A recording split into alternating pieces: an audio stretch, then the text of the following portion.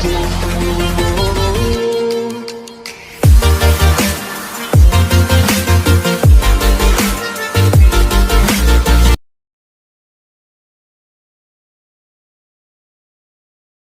दोस्तों, I am Rahul, your math teacher.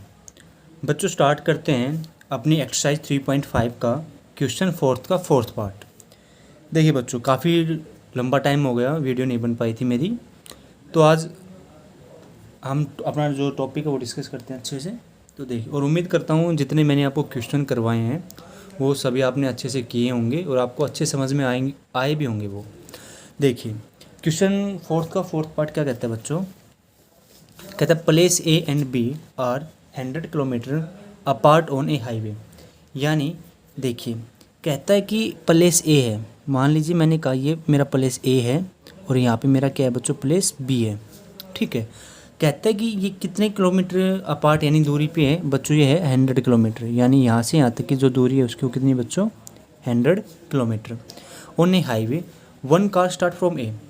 यानी मैं कहता हूँ क्वेश्चन ने क्या कहा है कि जो ए है ना, ए प्लेस, यहाँ से एक कार चलना स्टार्ट करती है और सेम वैसे ही एक कार कहाँ से चलना स्टार्ट करती है बच्चों, बी से। फिर कहता है A and another from B at the same time. Same time देखो, फिर उसने क्या कहा बच्चों, उसने कहा है कि eight the same time. Same time का मतलब अगर ये जो कार है, मैं कहता हूँ भाई 2 PM पे चलना स्टार्ट हुई है, कितने PM पे, 2 PM पे, तो जो ये कार होगी ये भी कितने PM पे चलना स्टार्ट होगी बच्चों, 2 PM पे। फिर देखिए आगे क्या कहता है, if the car travel in the same direction. Same direction यानी ये कार किस तरफ जा रही है, उस तरफ, और ये कार भी किस तरफ जा रही है, उस तरफ, यानी राइट की तरफ जा रही है। फिर क्या कहता है, फिर कहता है if the car travel in the same direction at a different speed. यानी इसकी स्पीड कुछ होगी और इसकी स्पीड कुछ होगी। देखिए मैं कहता हूँ जो ए से जो कार चलना स्टार्ट होती है वो चलती है x किलोमीटर पर आवर से। ठीक है, और जो बी से जो कार चलना स्टार्ट होती है बच्चों वो होती है y किलोमीटर पर आवर से। ठीक है, अब देखो फिर कहता है they meet in the 5 hour. कहाँ पे मिलते हैं वो, 5 घंटे बाद मिलते हैं। तो अब सिंपल सी बात है कि भाई ये बी कार भी बी पॉइंट से कार किस तरफ जा रही है, राइट की तरफ जा रही है, ए से भी किस तरफ जा रही है, राइट की तरफ जा रही है। तो अब सिंपल सी बात है ये किस पॉइंट पे मिल गए, मैं कहता हूँ भाई ये किसी क्यू पॉइंट पे मिल गए। अब क्यू पॉइंट पे मिले तो कितने घंटे बाद मिले भाई, बी कार और ए कार, जो ए पॉइंट से जो कार चलना स्टार्ट हुई थी वो, और जो बी पॉइंट से चलना स्टार्ट हुई थी वो कार कहाँ पे मिल गए, अब आके क्यू पॉइंट पर आकर मिल गए। और कितने घंटे बाद कहता है वो, 5 घंटे बाद। अब कहते हैं if they travel towards each other. यानी आपके पास यहाँ से 2 केस बनेंगे। फिर कहता है कि चलो हम पहले केस फर्स्ट को अच्छे से डिस्कस कर लेते हैं। देखिए केस फर्स्ट में क्या होगा बच्चों कि मैंने क्या कहा, जो मेरे पास स्पीड ऑफ फर्स्ट कार, यहाँ से क्या कहता हूँ मैं, speed of first car starting from किस पॉइंट से बच्चों, ए पॉइंट से स्टार्ट हो रही है, तो क्या स्पीड कहता हूँ मैं, उसकी स्पीड थी x किलोमीटर पर आवर। फिर मैं बात करता हूँ किसकी, speed of second car starting from किस पॉइंट से, बी पॉइंट से, तो उसकी क्या है बच्चों, y किलोमीटर पर आवर। अब देखो, अब हमें पता है कि मुझे ए से बी तक की डिस्टेंस तो पता है कितनी है, 100 किलोमीटर, बट मुझे बी से और क्यू की डिस्टेंस का नहीं पता। अब देखो, तो पहला काम क्या, मुझे बी क्यू की डिस्टेंस को निकालना होगा। अब हमेशा एक फॉर्मूले का यूज होता है क्या, और वो हमेशा याद रखना, जो टाइम होता है वो किसके बराबर होता है बच्चों, डिस्टेंस अपॉन स्पीड। अब यहाँ से देखिए, अगर मैं यहाँ से कहता हूँ कि क्या, कि मेरे पास स्पीड इस कार की x किलोमीटर पर आवर है और इसकी डिस्टेंस कितनी है बच्चों, 100 किलोमीटर, तो टाइम निकाल सकता हूँ मैं। ठीक है, टाइम क्या होगा कि 100 upon x kilometre per our. देखो बच्चों, अब मैं क्या कहता हूँ कि जो ये डिस्टेंस है, जो एक कार है वो जो स्टार्टिंग पॉइंट ए से है इस कार का, वो कितना डिस्टेंस ट्रेवल करती है भाई, 100 किलोमीटर तो ये ट्रेवल करेगा, और जो बी पॉइंट से लेकर क्यू पॉइंट तक जो डिस्टेंस है उसको भी तो ट्रैवल करेगा, जब ये किस पॉइंट पे पहुँचे बच्चों, क्यू पॉइंट पर। तो अब मैं यहाँ से क्या कहता हूँ कि distance cover by first car starting कहाँ से की थी उसने, जब स्टार्टिंग फ्रॉम ए। तो देखिए ए से बी तक का तो मुझे पता है कितना है भाई, 100 किलोमीटर है। अब मुझे बी और क्यू का नहीं पता, तो मैं क्या लिखूँगा, 100 प्लस बी क्यू। ये मेरी क्या हुई है, जो कार ए से चलना स्टार्ट हुई है, यानी फर्स्ट कार की डिस्टेंस हो गई मेरे पास। सेम मैं क्या कहता हूँ बच्चों, distance cover by second car starting from किस पॉइंट से, बी पॉइंट से। अब बी पॉइंट से क्यू तक जाएगा तो उसकी डिस्टेंस क्या है बच्चों मेरे पास, बी क्यू। ठीक है, अभी मैंने बताया आपको कि आपके पास टाइम का फॉर्मूला क्या होता है, डिस्टेंस अपॉन स्पीड होता है। क्या होता है, डिस्टेंस अपॉन स्पीड। अब मैं कहता हूँ कि देखिए मेरे पास डिस्टेंस कितनी है कार ए के लिए, 100 प्लस बी क्यू। स्पीड मुझे पता है कितनी है, 5 किलोमीटर पर आवर। तो मुझे क्या पता चल जाएगा बच्चों, इसका टाइम पता चल जाएगा। ठीक है, अब दोनों मिले हैं, वो कितने घंटे बाद मिले हैं बच्चों, 5 घंटे बाद। ठीक है, यानी 5 घंटे बाद वो क्या मिले हैं। तो देखिए यहाँ से मैं क्या कहता हूँ, स्पीड निकाल लेता हूँ। क्या निकाल लेता हूँ, स्पीड। देखिए कि टाइम मुझे पता है डिस्टेंस अपॉन स्पीड होता है, डिस्टेंस अपॉन स्पीड। ठीक है, अब भाई ए जो कार थी, जब कार फर्स्ट थी जो ए से चलना स्टार्ट हुई और कहाँ पे गई, क्यू पे, तो उसने कितना घंटा लिया, 5 घंटे लिए। यानी 5 घंटे, ये किसके लिए, मैं फर्स्ट के लिए कह रहा हूँ, 5 घंटे। डिस्टेंस मेरे पास कितना हो गया बच्चों, 100 प्लस बी क्यू। और किस स्पीड से गई थी, x किलोमीटर पर आवर। किस स्पीड से गई थी बच्चों वो, x किलोमीटर पर आवर। और हमें पता है ये किस में है, किलोमीटर में है, और ये क्या, किलोमीटर पर आवर। तो किलोमीटर से किलोमीटर कैंसिल हो जाता है। तो देखिए अब मैं यहाँ से x की वैल्यू निकाल लेता हूँ। तो बच्चों x की वैल्यू क्या आएगी, इस x से मल्टीप्लाई कर दीजिए, एक इक्वेशन बना लेते हैं। तो क्या आएगा, 5x is equal to 100 plus B Q. ठीक है, इसको मैं नाम दे देता हूँ इक्वेशन फर्स्ट। ये किसके लिए था, ये था फर्स्ट कार के लिए। यहाँ पे लिख देता हूँ मैं किसके लिए इक्वेशन बनाई मैंने, ये कार फर्स्ट के लिए। ठीक है, अब मैं बात करता हूँ कि जो सेकंड कार थी उसने भी तो डिस्टेंस ट्रेवल की है, उसने कितनी की है देखो। तो मैं बात करता हूँ कार सेकंड के लिए। ठीक है, तो कार सेकंड के लिए बच्चों मैं क्या करता हूँ कि मुझे वही पता है कि टाइम किसके बराबर होता है, डिस्टेंस अपॉन स्पीड। तो टाइम बी से क्यू तक जाने के लिए भी कितना टाइम लिया था उसने, 5 घंटे। तो 5 hour is equal to distance कितनी है बच्चों मेरे पास, बी क्यू। और मुझे पता है स्पीड यानी मैं किसकी बात कर रहा हूँ, जो बी पॉइंट से जो कार चलना स्टार्ट हुई थी उसकी क्या थी, y किलोमीटर पर आवर। तो यहाँ पे मेरा क्या आ जाएगा बच्चों, y। यानी यहाँ से मेरे पास क्या आया कि 5y किसके बराबर हो गया, बी क्यू की वैल्यू। यानी यहाँ से क्या पता चलता है कि जो बी क्यू की वैल्यू है वो मेरे पास कितनी आ गई बच्चों, 5y। यानी इसको नाम दे दीजिए आप इक्वेशन नंबर 2। अब देखिए मैं क्या कहता हूँ कि जो बी क्यू की वैल्यू है वो किस में पुट कर देता हूँ, मैं इक्वेशन फर्स्ट में कर देता हूँ। और यहाँ से मेरे पास क्या बन जाती है, एक इक्वेशन बन जाती है। तो देखिए, तो मैंने क्या कहा कि put the value of B Q in equation first. तो मेरे पास क्या होगी बच्चों, 5x is equal to 100 plus 5y। ठीक है, अब इसको सोल्व करते हैं। तो 5x यहाँ से मैंने क्या कॉमन लिया, 5 कॉमन लिया, तो क्या बनेगा 20 प्लस y। 5 से 5 क्या हो जाएगा बच्चों, कैंसिल। यानी x इज इक्वल टू किसके बराबर आया मेरा, y प्लस 20। और मुझे इक्वेशन बनानी है लीनियर, तो क्या कह सकता हूँ, x minus Y is equal to 20। ठीक है, ये आपके पास क्या आ गई, इक्वेशन नंबर 3 आ चुकी है। ये केस फर्स्ट हो गया हमारा। अब केस फर्स्ट के बाद करते हैं हम केस सेकंड की बात। किसकी बात करते हैं बच्चों, केस सेकंड की बात। अब केस सेकंड में क्या कहता है, केस सेकंड में कहता है कि दूसरी फिगर बना के दिखाता हूँ मैं आपको कि वही ए पॉइंट है और वही मेरे पास क्या बच्चों, बी पॉइंट। ठीक है, और यहाँ से यहाँ तक की डिस्टेंस मुझे पहले भी पता था कितनी थी बच्चों, 100 किलोमीटर। और जो ये पहले वाली कार थी ये किस स्पीड से जा रही थी मेरे पास, x किलोमीटर पर आवर की स्पीड से जा रही थी। अब यहाँ पे केस थोड़ा डिफरेंट हो जाता है। इसमें केस डिफरेंट क्या होता है बच्चों, इसमें कहता है कि इफ़ दे ट्रैवल, देखो अब क्या कहता है कि जो केस सेकंड है, केस सेकंड में कहता था कि if they travel towards each other का मतलब कि अगर ए जो कार है वो बी की तरफ जा रही है तो बी कार क्या होगी बच्चों, ए की तरफ आएगी। फिर कहता है कि each other they meet in 1 hour, और वो कब मिलते हैं, 1 घंटे के बाद मिलते हैं। तो मैं कहता हूँ कि जब वो 1 घंटे के बाद मिले, यानी ये कार बी की तरफ जा रही है और जो बी वाली कार थी वो किसकी तरफ आ रही है बच्चों, ए की तरफ। तो मान लीजिए ये इस पॉइंट पर मिल गए और इस पॉइंट का नाम दे दिया मैंने पी। ठीक है, और ये कब मिले हैं, ये मिले हैं 1 घंटे के बाद। ठीक है, अब कहता है कि what are the speed of two cars, यानी आपको स्पीड बतानी है कि जो कार ए से स्टार्ट हुई है और जो कार बी से स्टार्ट हुई है। तो देखिए आपको स्पीड तो x किलोमीटर पर आवर है और जो बी से स्टार्ट हो रही है उसकी क्या है y किलोमीटर पर आवर। अब क्वेश्चन को सोल्व कैसे करते हैं कि मैं कहता हूँ कि डिस्टेंस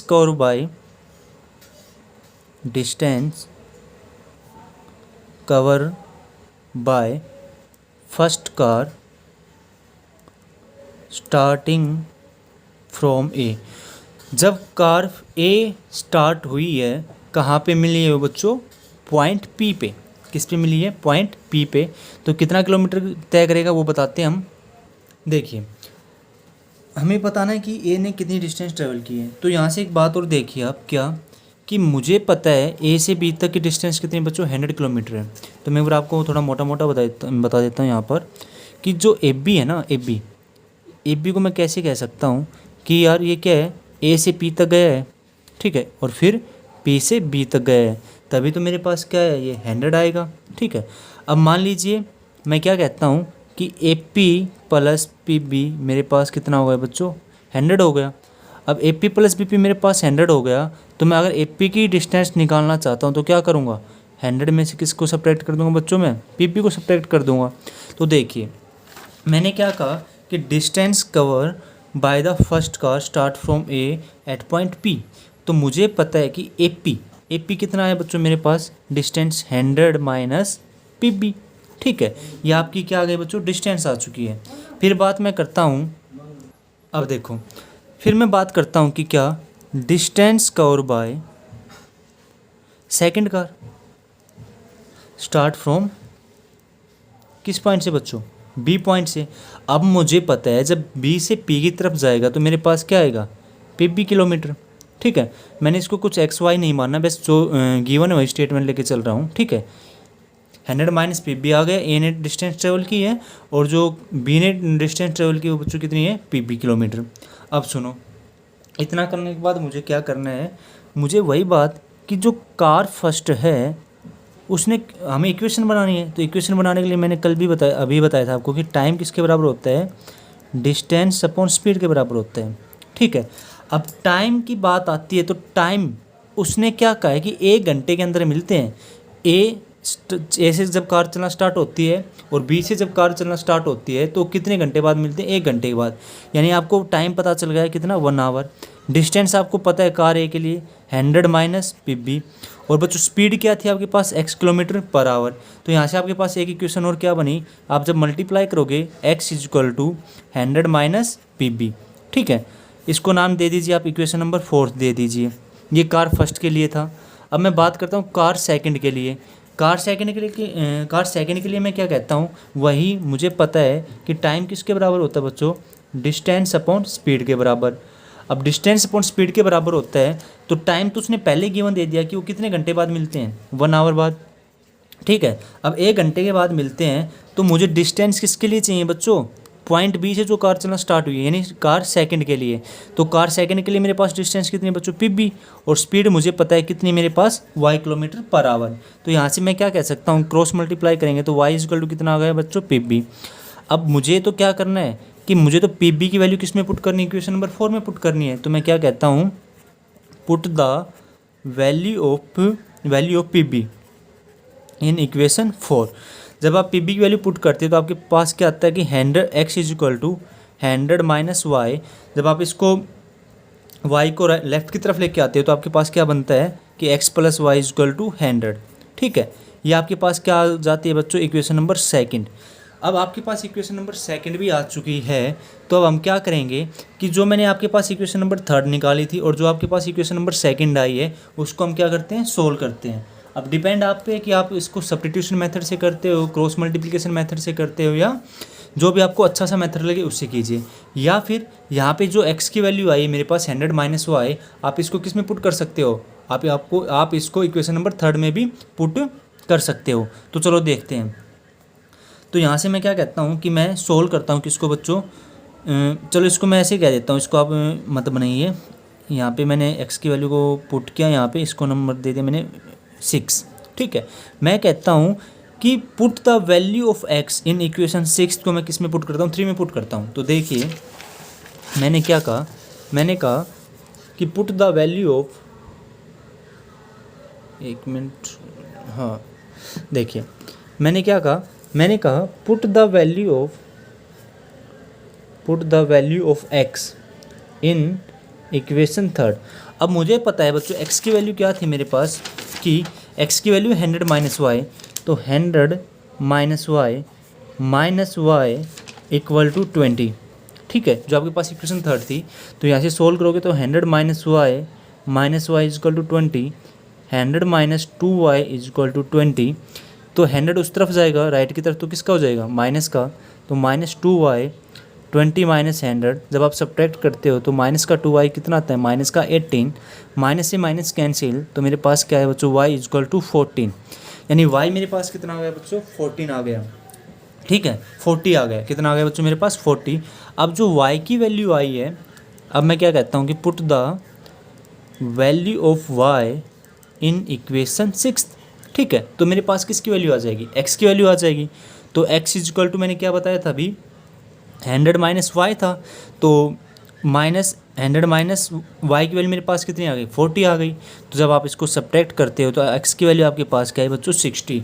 अब यहाँ से आपको क्या पता चलता है कि आपने स्पीड क्या मानी थी, आपने क्या माना था, यहाँ पे देखिए मैं आपको बता देता हूँ कि speed of the first car starting from A क्या था, x किलोमीटर पर आवर। तो यहाँ से मैं क्या लिखूँगा बच्चों, लिखूँगा speed of first car starting from A, कितना आ गई बच्चों उसकी, 16 किलोमीटर पर आवर, कितनी आई बच्चों, 16 किलोमीटर पर आवर। और जब मैं बात करता हूँ कि speed of second car starting from point B, तो y की वैल्यू आपके पास कितनी आई है बच्चों, 40 किलोमीटर पर आवर। ये आपका बच्चों क्वेश्चन है, उम्मीद करूँगा आपको ये अच्छे से समझ में आया होगा। ये आपका डिटेल से था और इसका एक शॉर्टकट भी है, पर वो आपके कंपटीशन एग्ज़ाम में यूज़ होता है। तो मैं आपको यही गाइडलाइंस दूंगा, यही सजेशन दूंगा कि आप लोग इसको कंप्लीट डिटेल से कीजिए, कंप्लीट डिटेल से आपको नंबर भी अच्छे मिलेंगे, ठीक है। तो आई होप आपको ये क्वेश्चन अच्छे समझ में आया होगा। चलो बढ़ते हैं अपने पार्ट नंबर 5 की तरफ, उसको भी चेक कर लेते हैं एक बार अच्छे से। देखो बच्चों, उम्मीद करता हूँ आपको 4th पार्ट अच्छे समझ में आया होगा।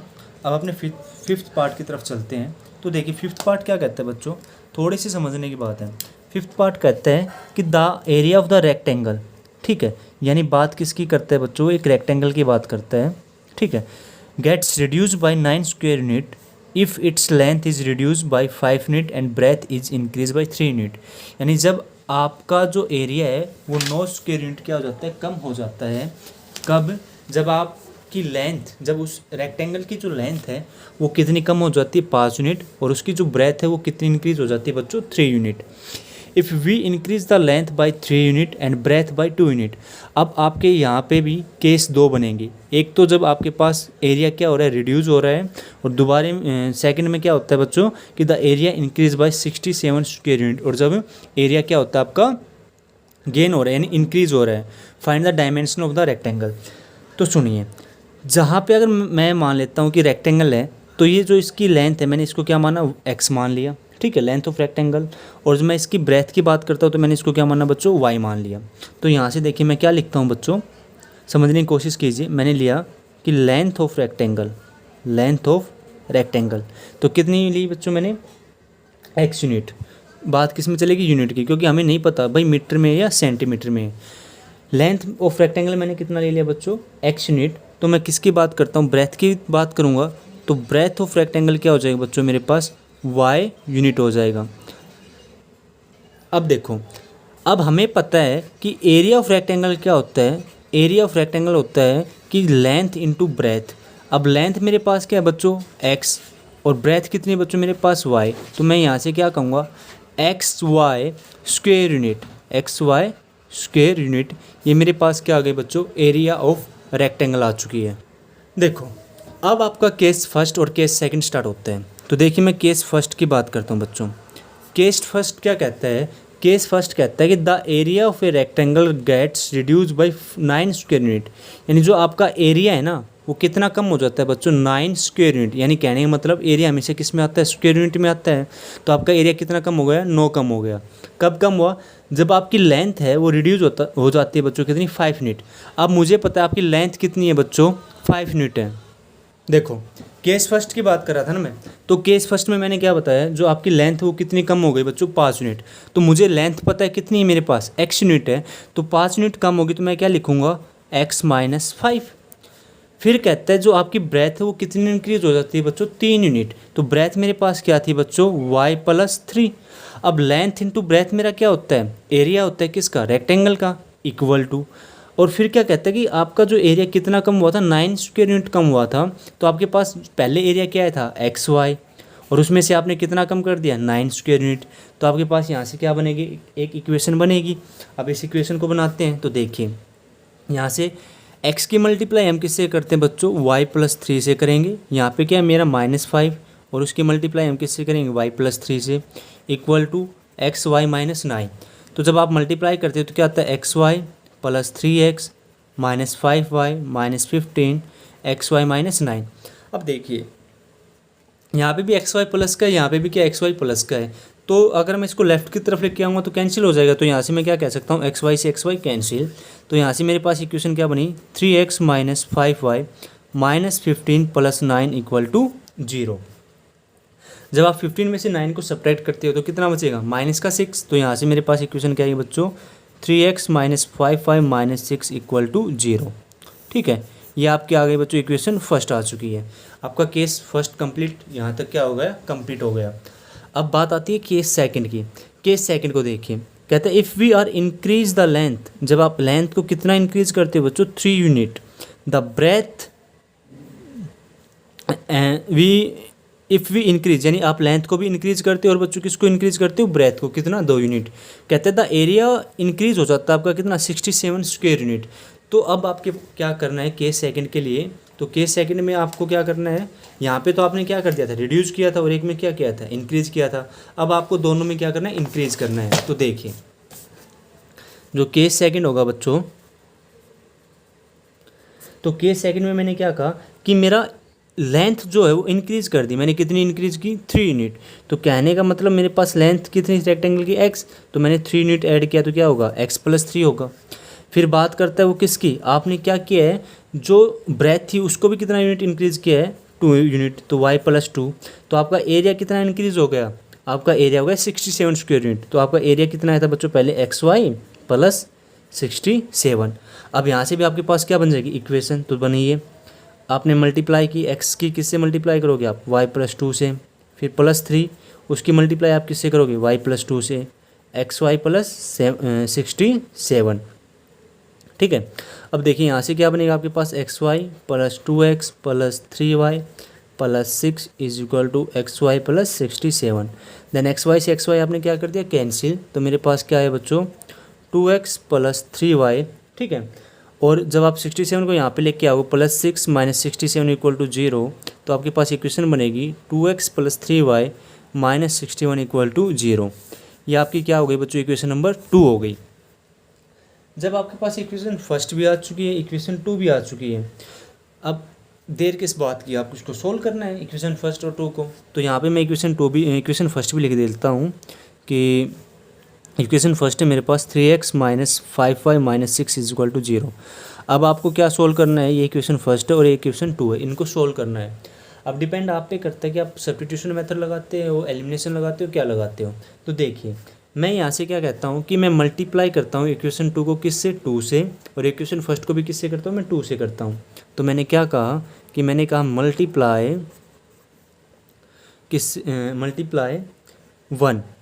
1 यानी इक्वेशन 1 की बात कर रहा हूँ, बाई 2, एंड जो सेकंड इक्वेशन है उसको भी मैं किससे कर रहा हूँ बच्चों, 3 से कर रहा हूँ। किससे कर रहा हूँ मैं, 3 से।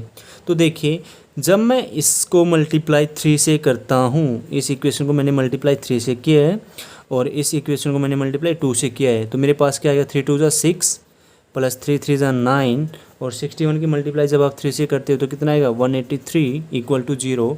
अब यहाँ से सोल्व करोगे तो 6x minus 10y minus 12 equal to 0। आपके पास ये इक्वेशन आ गई। अब हमें क्या करना है, इनको सोल्व करना है। तो सोल्व करने के लिए मैं सब्ट्रैक्ट कर देता हूँ डायरेक्ट। तो ये माइनस का हो जाएगा प्लस का, ये माइनस का। तो 6x से 6x कैंसिल, तो प्लस का 10 है प्लस का 9, तो क्या हो जाएगा बच्चों मेरे पास 19y। अब ये किसका हो जाएगा, प्लस का हो जाएगा। ठीक है, अब प्लस का हो जाएगा तो मेरे पास वैल्यू किसकी बचेगी, वैल्यू मेरे पास आई -171 इक्वल टू 0। अब ये माइनस का राइट की तरफ जाएगा तो किसका हो जाएगा बच्चों, प्लस का हो जाएगा। तो मेरे पास क्या आया 19y is equal to 171। Then y की वैल्यू क्या आ जाएगी बच्चों 19 9 से क्या होता है 171। तो आपके पास y की वैल्यू कितनी आ गई बच्चों 9। अब जब आपके पास y की वैल्यू 9 आ चुकी है तो आप किसी भी इक्वेशन में पुट कर दीजिए। तो मैं कहता हूँ कि put the value of equation first. तो मैंने क्या कहा कि put the value of y in equation first. तो देखिए इक्वेशन फर्स्ट मेरे पास क्या है 3x minus 5 into 9 minus 6 is equal to 0। तो आप 3x 9 5 से 45 minus 6 is equal to 0। Then 3x minus 51 equal to 0। Then 3x किसके बराबर आएगा बच्चों 51 के बराबर।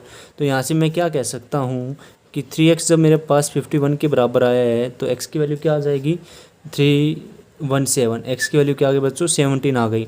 यानी कहने का मतलब क्या हुआ कि आपके पास जो x है वो क्या है आपका लेंथ ऑफ रेक्टेंगल, और y क्या आपके पास ब्रेथ ऑफ रेक्टेंगल। तो यहाँ से मैं क्या कह सकता हूँ कि मेरा जो x है, x मेरा क्या है ये लेंथ ऑफ रेक्टेंगल, और जो ये y आया है बच्चों ये मेरा क्या है ब्रेथ ऑफ रेक्टेंगल। ये क्या है ब्रेथ ऑफ रेक्टेंगल। उम्मीद करता हूँ बच्चों आपको ये क्वेश्चन अच्छे से समझ में आए होंगे। ये दोनों पार्ट बहुत ही ज़्यादा इम्पोर्टेंट है। अगर आपको वीडियो अच्छे से पसंद आए तो बच्चों लाइक शेयर कमेंट ज़रूर किया करो, और आपको जहाँ पे भी कोई डाउट हो तो कमेंट बॉक्स में कमेंट ज़रूर करें। Have a good day, thank you.